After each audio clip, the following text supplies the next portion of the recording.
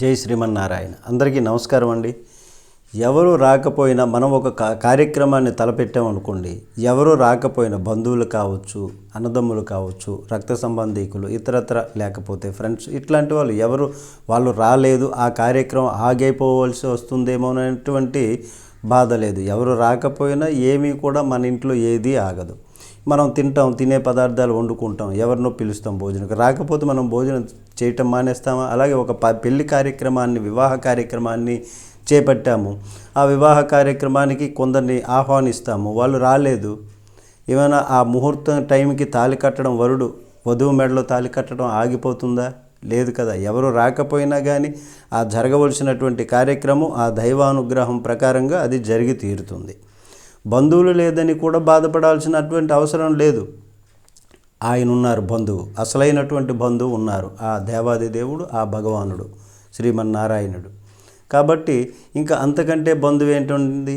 మనకి బంధువులు మనల్ని వదిలేశారనుకోండి, ఆ బంధువులు లేరు అనేటటువంటి ఆ చింతన వీడాలి. ఆ చింతన వీడకపోతే అందులో కూరుకుపోయి ఇంకా దిగజారిపోయి వాళ్ళందరూ కూడా మనల్ని అవహేళన చేసేటటువంటి పరిస్థితి కూడా కలుగుతుంది. మనల్ని చూసి నవ్వేటటువంటి పరిస్థితి కూడా కలుగుతుంది. కాబట్టి బంధువులు లేరు అనేటటువంటి విచారణ, మనం కావలసినటువంటి వాళ్ళు మనకి వస్తారు.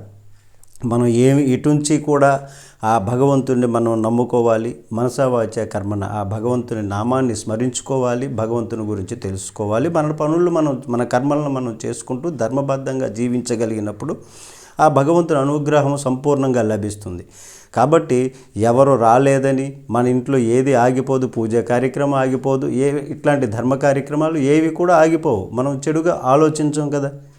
ఒకరిని కొంప కూల్చేయాలి అనేటప్పుడు దానికి ఎటువంటి ఆటంకాలు వస్తే ఆ భగవంతుడు కూడా సహకరించడు. ఎప్పుడూ అట్లాంటి వాళ్ళు శిక్షణ అనుభవించవలసి వస్తుంది తప్పనిసరిగా. కాబట్టి బంధువులు మనకి కావాలి, ఆయన కావాలనుకుంటే బంధువులు వస్తారు. లేదు అనుకోండి, బంధువులు వాళ్ళకి అవసరం లేదు మనం అనుకుంటే వాళ్ళు రారు, విడిచిపెట్టేయండి. దాని మాత్రాన మనం ఏమైనా కోల్పోయేది ఒక రక్త సంబంధం, ఒక బాధ ఉండొచ్చు. కానీ ఎవరు ఏది రాకపోయినా మన ఇంట్లో ఏది ఆగదు. బంధువులు లేరని కూడా బాధపడి ఇంకా చింతించి ఇంకా దిగజారిపోయేటటువంటి పరిస్థితి కూడా వద్దు. వీటన్నింటికి కూడా ఆ దైవానుగ్రహం ఉంటే అవలీలగా ప్రతి కార్యక్రమం కూడా ఆయనే జరిపిస్తాడు. జై శ్రీమన్నారాయణ. అందరికీ నమస్కారం.